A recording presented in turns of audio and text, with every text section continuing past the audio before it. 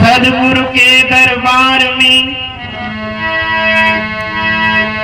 सद्गुरु के दरबार में कमी कहूँ कि ना बंधा मोल पावे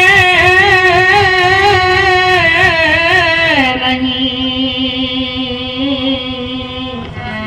चूक चाकरी। जय हो माय। देखिए, सद्गुरु के दरबार में किसी बात की कमी नहीं है। कमी है तो केवल लेने की है। और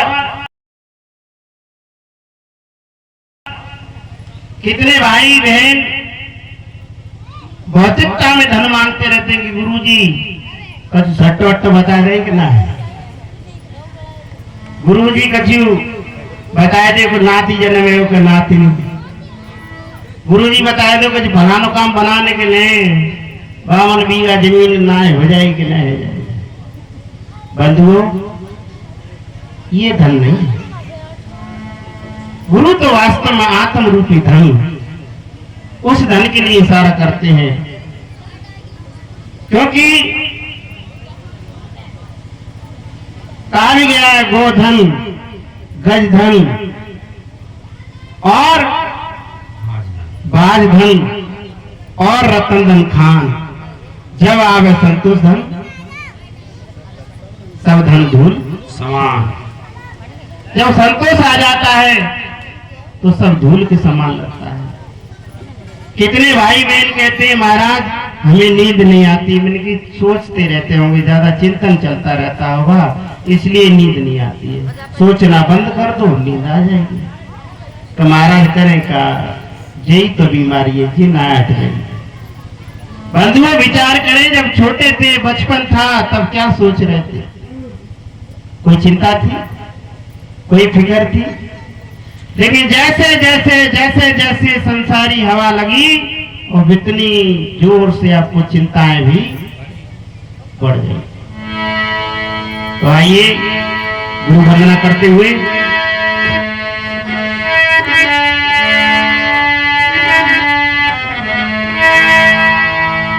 गुरुदेव मेरी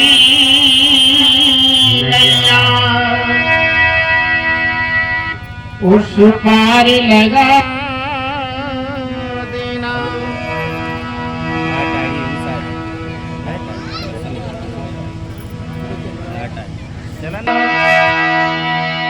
उस पार लगा देना। अब तक तो निभाया है, आगे भी निभा देना।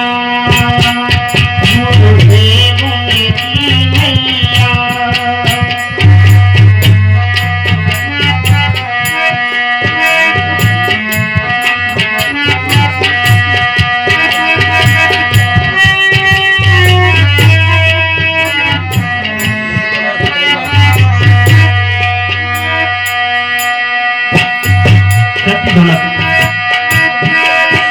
गुरुदेव मेरी नैया उस पार लगा देना।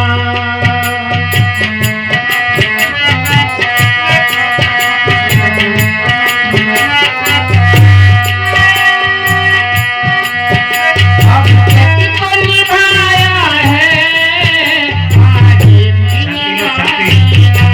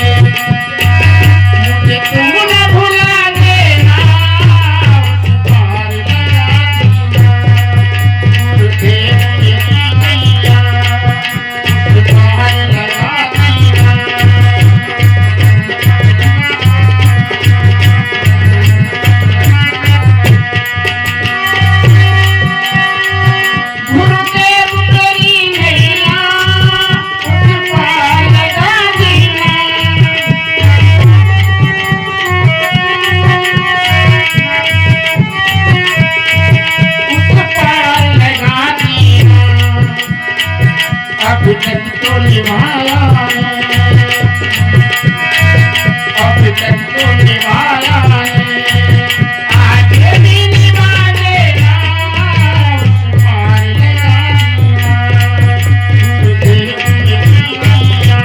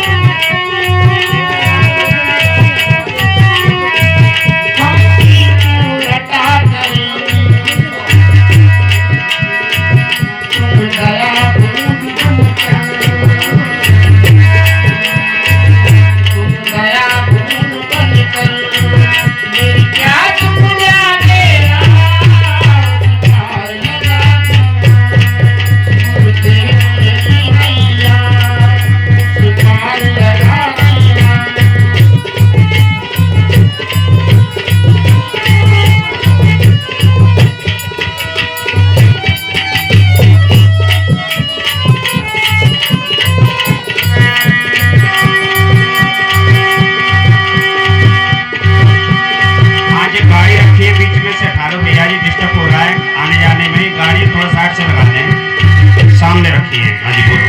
गुरुदेव मेरी नैया उस पार लगा देना,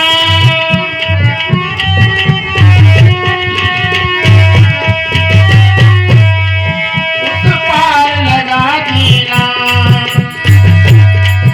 अब तक तो निभाया है, अब तक तो निभाया है, आगे भी निभा देना उस पार लगा देना, गुरुदेव मेरी नैया।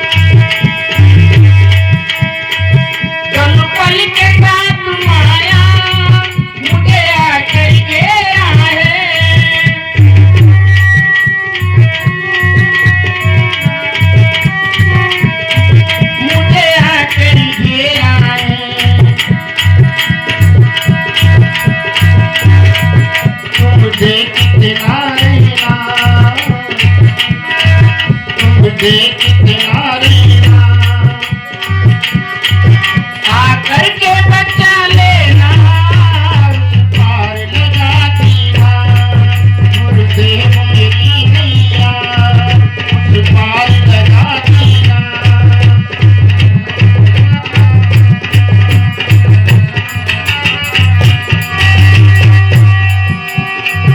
गुरुदेव मेरी नैया उस पार लगा देना,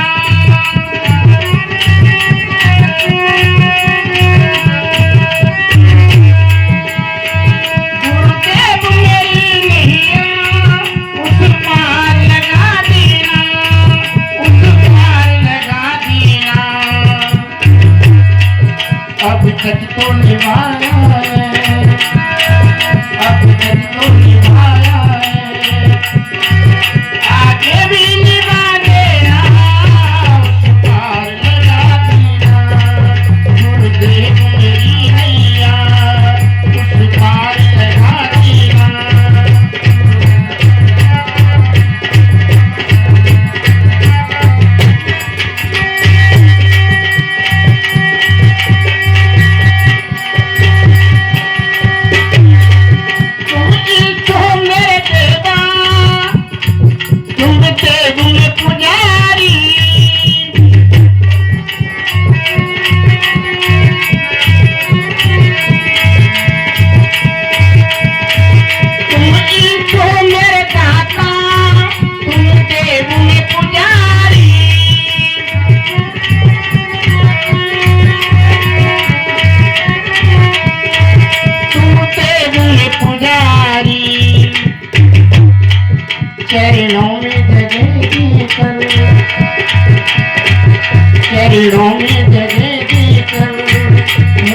अपने बना लेना, उस पार लगा देना, गुरुदेव मेरी नैया उस पार लगा देना।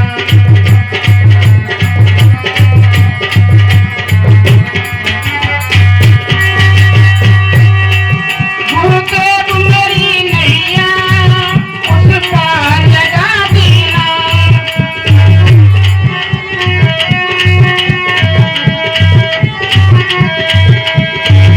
उस पार लगा देना। अब तक तो निभाया है, अब तक तो निभाया है, आगे भी निभा देना, उस पार लगा देना, गुरुदेव मेरी नैया।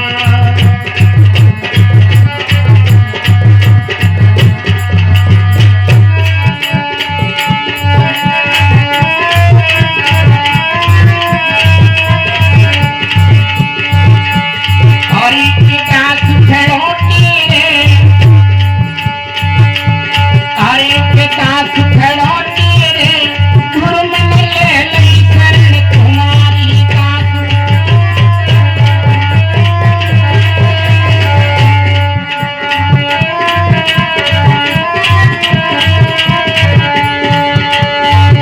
ये गुरु मन ले लई शरण तुम्हारी,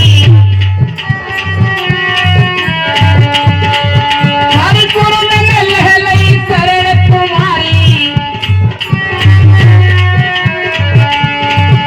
विकास खड़ोटी रे, गुरु मन ले लई शरण तुम्हारी दास।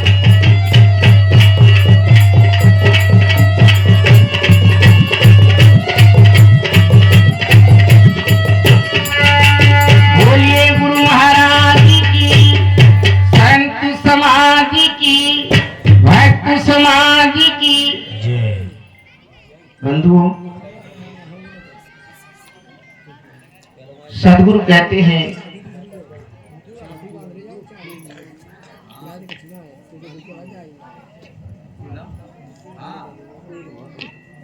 गुरु भक्ति कर देते है सकल पाप का नाश, जैसे जिंदगी आपकी पड़ी पुरानी घास।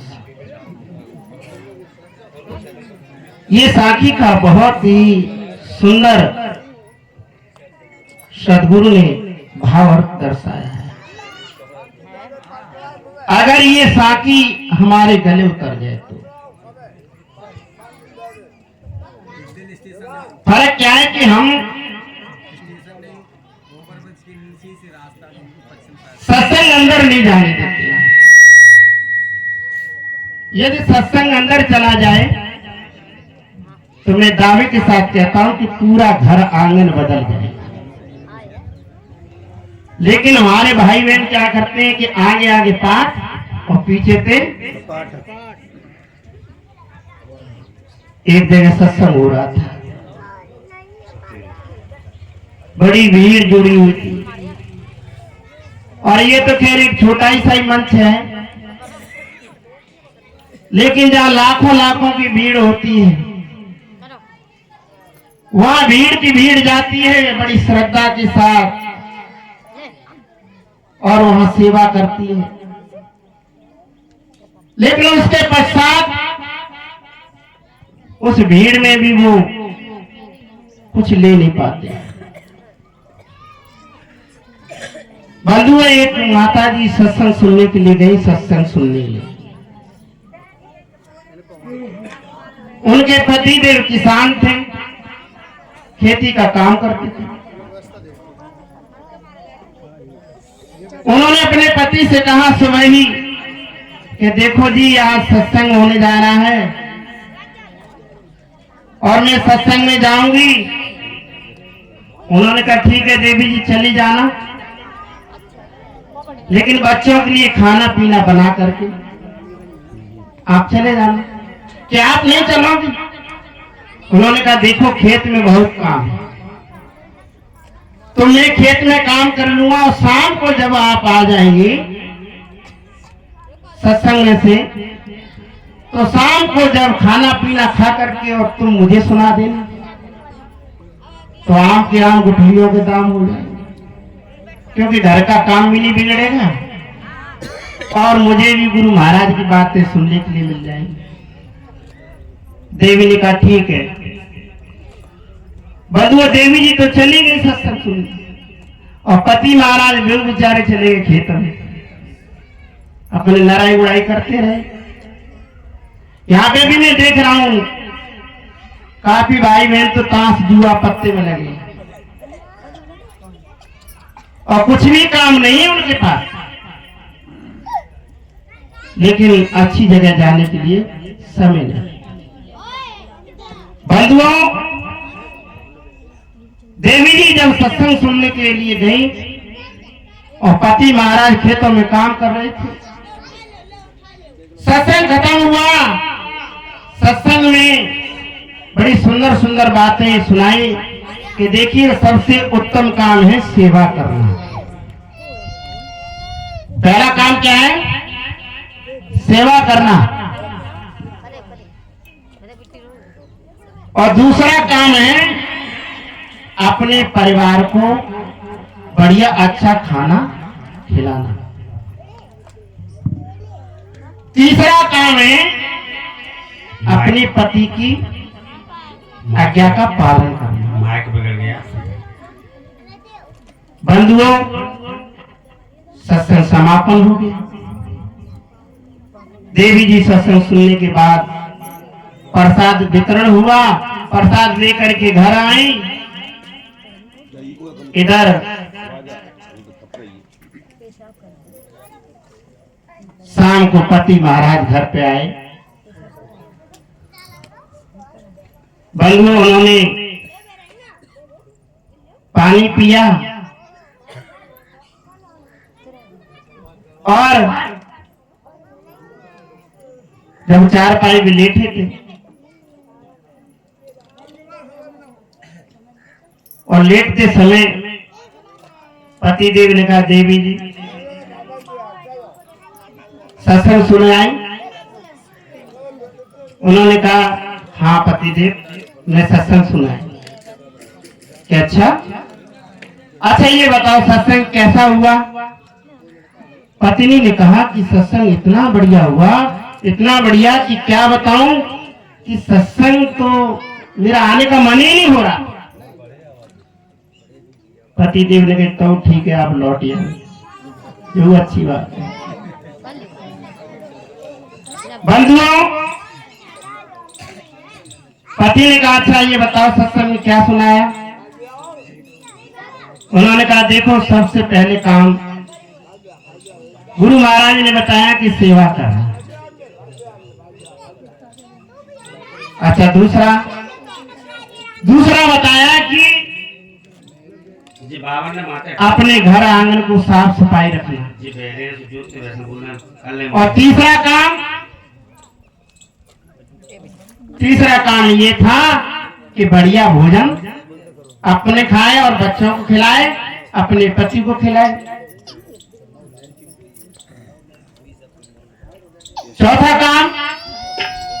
चौथा ये कहा कि समय मिलने पर अपने पति की सेवा करना। स्वयं पति महाराज ने लंबे पैर पसारे, बोले आज उन्हें गोड़ दावे थे। सवेरे तो खुरपा चला रहे खेतों में, अब घुटने में दर्द है रहा। देखो तभी तो तुम्हें बैठा था ना, अब हमें देखा था तो परियां दुखने लगी।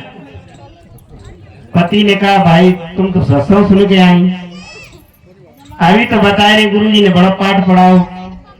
तो माँ पढ़ाओ ना थोड़ा पढ़ाओ। बंधुओं, यही सब करा धरा पानी हो जाता है। ऐसा सत्संग नहीं सुनना चाहिए। 100 बातें बताई जाए तो एक बात जरूर हृदय में चली जाए, और एक बात ही आपके जीवन में परिवर्तन कर दी। एक रानी का हार चोरी हो गया और किसी भैया ने चुरा लिया और खेत में छिप करके बैठ गया। जब राजा साहब को पता चली कि रानी साहब का हार चोरी हो गया सिपाहियों को आदेश दिया कि जाओ ढूंढो चोर को। चोर को ढूंढने लगे, लेकिन चोर बड़ा सच्चा था, अच्छे गुरु का चेला था। उसने ये कह दिया कि गुरुजी सब काम की कहिए पर चोरी की मने मत करना। गुरु ने कहा कि ठीक है चोरी तू करना जरूर, लेकिन मेरी एक बात मानेगा। उन्होंने कहा बोलो। कौन सी बात? कि झूठ नहीं बोलेगा। और ये उसने दृढ़ संकल्प ले लिया अंदर में कि चोरी तो जरूर करूंगा पर झूठ नहीं बोलेगा।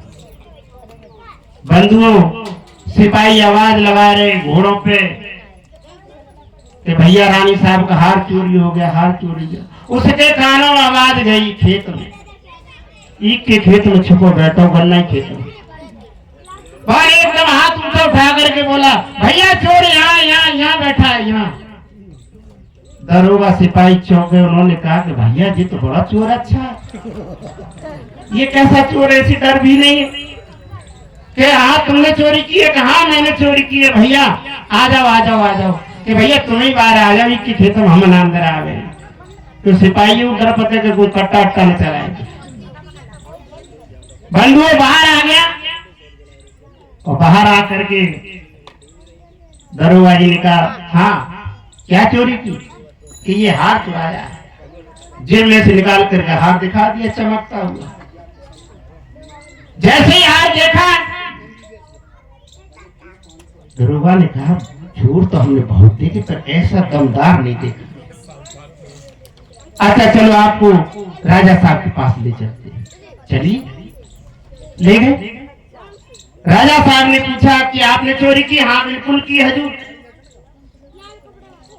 कि चोरी क्यों करते हो? कि ये तो मेरा काम है, अगर आपको चोरी ना करनी पड़े तो और ही अच्छी बात है कि आज से मैं आपको अपना मंत्री बनाता हूं। राजा ने सोचा कि ये भी बढ़िया आदमी